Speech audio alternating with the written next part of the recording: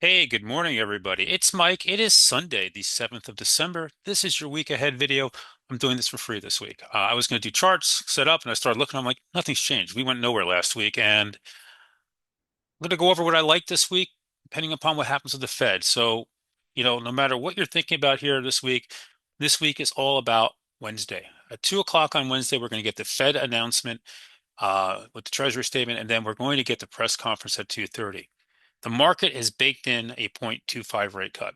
The surprise here would be more, which I put at 0.001, or no cut, which probably under 3%, I would say 3 or 5% would be the case there. But no cut, the market's going to throw a fit. The market will not be happy. The real thing that's going to come out of this is the messaging. What are the Fed governors saying? How are they positioning? And remember, Powell's on his way out. Trump's going to be putting in somebody who is going to be a big time dove. And, the Fed governors, are they going to fight this person, or are they going to get in line and join this and all go together? As there's some of these guys are also trying to jockey and hope to be the Fed governor, though it seems like that's pretty much done now. It looks like Hassett is going to be the next Fed governor. We'll see. Anyway, that's the big thing that's going to happen. That's Wednesday at 2 and then 2:30, and how the market reacts will tell us everything. What we're looking for here is to come in. They say out, and they said this is a cut again at a concern. Remember, last time it was a very hawkish cut. They cut out of, just to be safe, but it wasn't like we really want to be cutting. A lot of people originally thought that we're going to skip this cut, so we'll see. If they don't skip this cut and they do this one, what does it look like going forward? What's the messaging here? Very important. All right. On top of that, we have productivity costs and jolts on Tuesday morning. Wednesday morning, we have employment cost index, maybe all this stuff. PPI, we don't know, maybe on Thursday. Okay. So you see, we have a lot coming at us here. By the way, this is courtesy of the Trader Exchange. Great company. Love doing work with them. Their guys are great. Earnings. We're getting to the very end of earnings season before we kick off again next year. We have Toll Brothers and a look at the home builders there on Monday night. Tuesday night, we have Earnings Hub. Wednesday morning, Duke's like chewy, chewy, chewy, chewy. And then Wednesday night, really interesting that you have Oracle there after last report, which this blowout, this huge guidance raise, but nobody's believing it. They've sold it off. How does it react? Adobe also coming out then, and then on Thursday night, you have Avgo, so one of the big AI chip names there. They talk about their relationship with Google and what they're doing there. Costco, who's been beaten up, and Lululemon, who's also been beaten up. Restoration Hardware, I don't change, but I do like to see that one. This is courtesy of Earnings Hubs, another, great guys to work with. All right, let's talk about sentiment here as we go into this week. As we go into this week here, we talk about what's going on here. We start off with sentiment and the NASDAQ, highs versus lows on the NASDAQ. I'll make this easy for you to see. 233 versus negative 67. Very good numbers, right? Nice numbers to see. That looks good. You look at the S&P 500 plus 102 versus negative 18. These are very good numbers. That means the number of stocks making highs versus the number making lows is very positive. Very good for the market. To put the call, bulled up. This is not what we want to see. When we have a very bullish reading, typically we get a smackdown. So maybe Monday or Tuesday we get a smackdown ahead of the Fed just to try to neutralize this out, knock out some of the bullishness in the market. Market breadth, it's leading up here. It's paused, but it's still leading up. We're back above the 21-day on the NASDAQ. On the New York Stock Exchange, we're just shy of the all-time high, which we put back in October. Looks good. Your advanced decline lines all continue to try to curl up. The small caps finally flattened out a little bit. We'll see. Oscillators plus 64. We are on the positive side of neutral on the New York Stock Exchange, and the NASDAQ, which was hotter at plus 166, is on slightly overbought, but it really isn't a big deal to get above 200 and really start getting up to 300 areas. So nothing to see here. All right, so let's run through some things. ES tried to break out on Friday, couldn't quite hold, but still looks good. We're trying to break this box to the upside. Your all-time high is right there. Overall, things look constructive and good. NQ, very similar. Crude remains weak, although up a little bit, despite what's going on in Ukraine. Trump, after talking very tough on Russia, seems to be backing down now and loosening up some of the sanctions and stuff. I don't know, but that could mean more Russian oil coming on the marketplace, which would make oil cheaper. Usually oil will go down off of that. This time it's going up. It's very unclear. Bottom line, oil is going nowhere. Bonds have been weak. Very surprising here how weak bonds are going into the Fed back to the 200-day. Gold trying to break out of this little cup and handle, couldn't do it. Touching on silver because it's been so strong. New highs there on Friday still looks good. And then there's Bitcoin. Bitcoin remains problematic. If you're looking for what you need here for this to work, Bitcoin needs to find a way to rally. Until Bitcoin finds a way to rally, I think the market's going to have a little bit of a tough time here, and it's still going to be kind of struggling out there. Tried to break above the 21 day, couldn't go there. I'm trying to pull up real-time quotes here on it. So right now, Bitcoin is currently trading. Where is it? It needs to be so easy on Coinbase to get this information at 88,700. So it is trading basically flat and hasn't gone anywhere. Bitcoin needs to wake up. I think that's one of the headaches that remain on this market. All right, I know I'm taking too long here. The VIX smashed down. This is good. Look, it's almost into the lows. It's not even almost to a 52-week low. It's been elevated all year. This is good to see. HYG not participating with the market as much, but overall holding in. The transport's breaking out. When the transports are strong, generally the markets are strong, especially the Dow and small caps. The dollar overall remains weak. All right, so the big thing is the SPY. The SPY Friday tried to break out, flattened, came back in. Here's your all-time high, 869.70. We're right there. It would take nothing to get there, right? So keep that in mind. The market wants to run, we get there, and then maybe we break out. For members, we have a webinar on Monday after the close. Doug is going to go over the Ethereum trades and what's, the names associated with it. On December 27th, which is a Saturday, we're going to do our year ahead video. So if you're not a member, you might want to be a member for that one. That is our webinar where I go over my thoughts for the year, how the market's going to trade, and names I think that can outperform it. All right.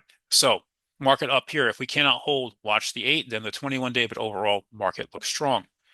So what do we like? Let's look at different sectors and go through some names here. The financials have been strong, just off the all-time high of 54.50 on the XLF. What else is going on out there is the strength in the individual big names. Goldman Sachs new all-time highs, Morgan Stanley new all-time highs, Citigroup effectively an all-time high. It's never getting back to the levels it was. JP Morgan actually lagging a little bit here. Bank of America kind of stuck. Wells Fargo, but all these guys are holding up. The payment space remains very, very mixed. It's having a hard time getting going. Block, despite a big buyback, couldn't go. PayPal getting smacked down again, besides good news. Affirm, not going on. When we talk about the consumer, is the consumer stress?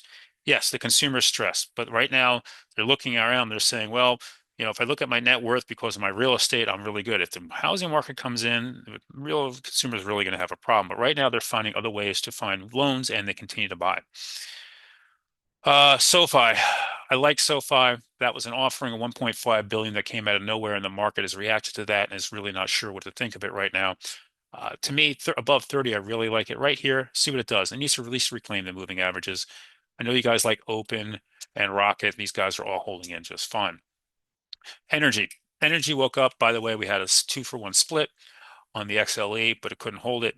Again, this sector for me, other than names like BE and Devon, which continue to be good, and some of the nuclear names like GE Verona, I really just don't like this place right now. Maybe next year, and I'll maybe give some more thoughts on that on December 27th.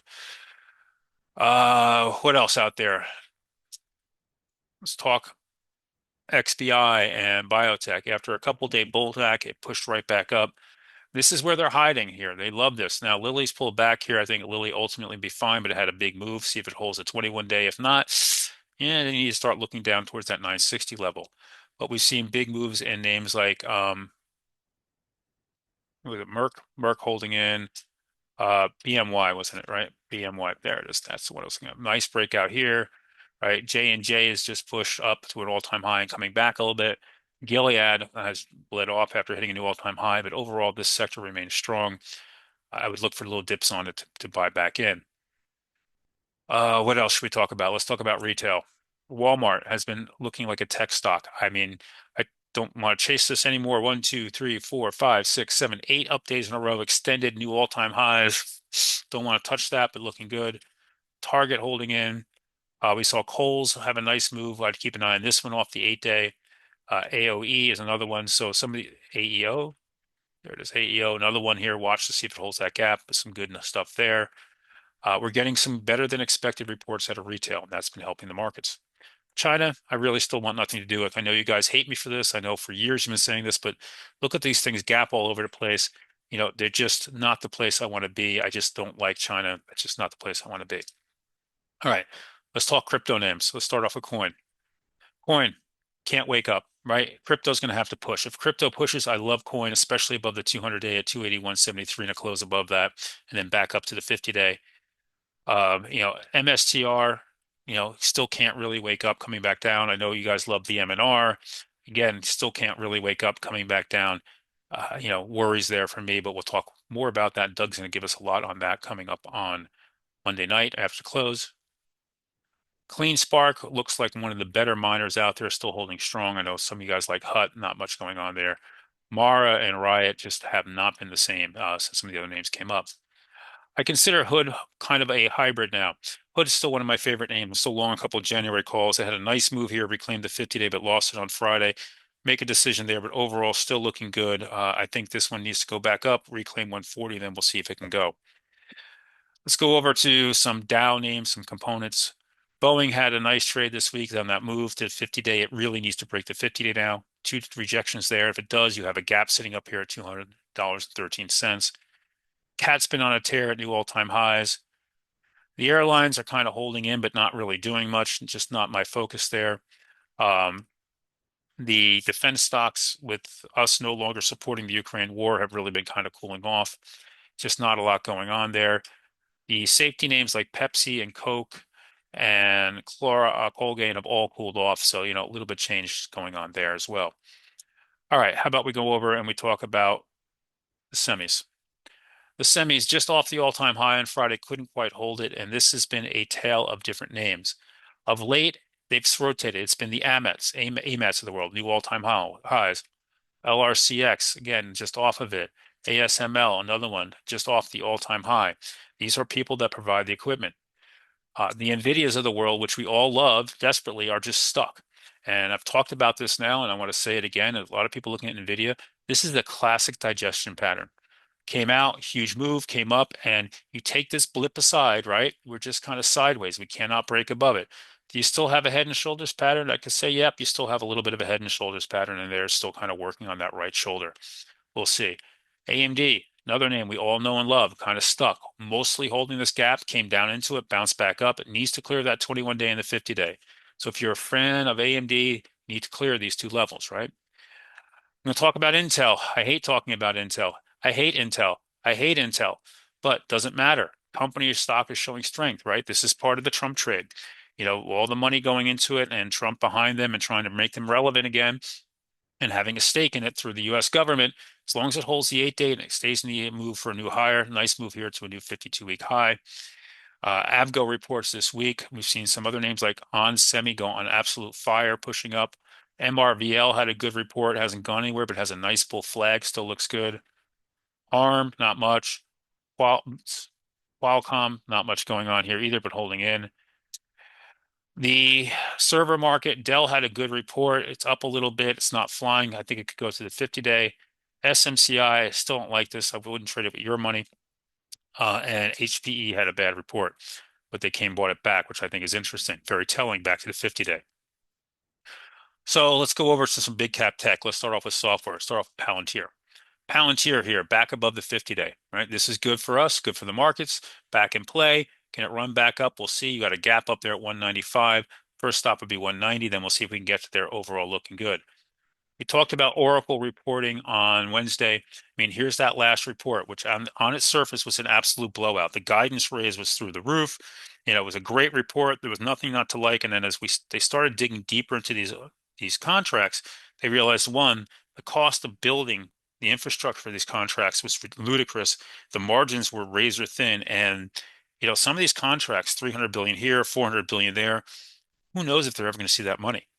These are contracts they may never come to fruition. There were companies like OpenAI and um, you know, Complexity and some of these companies that are not even public yet. And who knows how this is going to play out and survive. So that's why Oracle got beaten down here just on the 200-day. I think it's compelling here. I think this is a nice little risk reward. We'll see what it reports. You take those aside, Adobe reports as well. It's kind of been doing nothing. ServiceNow, nothing going on. Salesforce had a good report. So, let's talk about how you did this, trade this. So for me, I bought into Salesforce here. I bought 100 shares up into 255 area. Didn't hold. I sold calls against it. Somewhere in here, I bought my calls back for a $6+ gain, almost seven. Sold some more against it, and then on the open on Thursday, Thursday, I bought my calls back there for like a $3 win. So I have just under a $10 gain on my calls. I also added another 100 shares in here somewhere. And now I am up very nicely on this, and I'll probably look to take profits somewhere around the 267 area. Overall, great report. This could go much higher. I don't know. I'm just not exactly enamored with the Salesforce story at the moment. All right, what else should we talk about out there? How about big cap stack tech? Let's start off with Apple. Apple just off the all-time highs, had a nice move. If it can't hold the 8-day here, see if that 21-day holds. It likes it. Played around with it here. We'll see what it does. Also, nice support here at the 265 area. Google, it's just one of the best stocks out there. Google's been on fire. We've talked about this a couple times. I'm sorry if this is going to be so long-winded, guys, but I wanted to give you guys a ton of information. Back in here, it was over. It was game over for Google. It was done. Their browser was going to be irrelevant. They're going to lose all their advertising because of AI and whatever. Now here we are, more than doubled our price since back here in the March, April lows, and here we are all the way up to 328.83. Holding the 8-day, still one of the best looking stocks out there. It looks like it wants the next leg up. This is the one they'll probably be marking up into the end of the year. Amazon cannot break this downtrend yet. I still like the stock. I don't know why, but right now it's stuck. Can't go. Still like it. Microsoft, it got a hit job added by the information. It was denied. It didn't matter. They haven't bought it back. But if it gets above the 8-day, I like this one. Took a loss on it, trying to trade it, hold it overnight on this one for a move back up. But I still think it above the 8-day, then the 21-day are not looking so bad. Meta has been very nice to us this week. Meta, huge move up, needs to break the 50-day now above the 50-day, that gap at 680.96, and that is a big gap, and that can really run through there. And then your first stop up in there, I would watch roughly right around this 704, 705 area as we come into this little resistance area from over here, and then your 100-day, like that one quite a bit as we go into this week. Got to talk about Tesla, cannot not talk about Tesla. Tesla and Musk, very strong move. We talked about how it held in better than the markets down here. Now here it is up back into this 460 area. That's a big level. Up, you can push higher, 474.07, and then 488.54 is your all-time high on that one. Let's talk Netflix. And I got a lot to say on this one. So Netflix has won the bid on WBD, even though they weren't the highest bidder. This is not over. So no matter what side of this you think is going on, this is not over. The administration does not like Hastings, specifically Trump. Trump's friend is Larry Ellison, who had the higher bid. He's already thrown a fit and went and called the Trump. I expect this is never going to be allowed to go through, and I expect what's going to happen is this eventually is going to be denied. On top of that, the actors unions, Hollywood is also against this deal. They are not overall big fans of Netflix because of their pricing and the way they do things, and they believe this would give Netflix too much power in Hollywood as well. So, for you guys out there who think this is bullish, I don't think this is going to happen. I think eventually Netflix is going to have to walk away from this one, and somebody else will win it. Probably Paramount, Skydance did. But for now, down here to 98, we'll see what it does. Not looking all that great. Needs to reclaim the 8-day. If it cannot hold this 97.50 area, 98, you can start watching down here at the 95 level. So there you go, guys. A lot of my thoughts for the week. I'm going to continue to stay tech focused for the most part. The banks still look good. It's all about what the Fed says on Wednesday. Hood still looks incredibly strong. I want to see how SoFi comes back, and then always, always, always eyes on the semis and earnings. I'll leave a link in the description below if you want to join me. I hope you guys are having a great weekend, and I'll catch you guys in the room bright and early on Monday morning.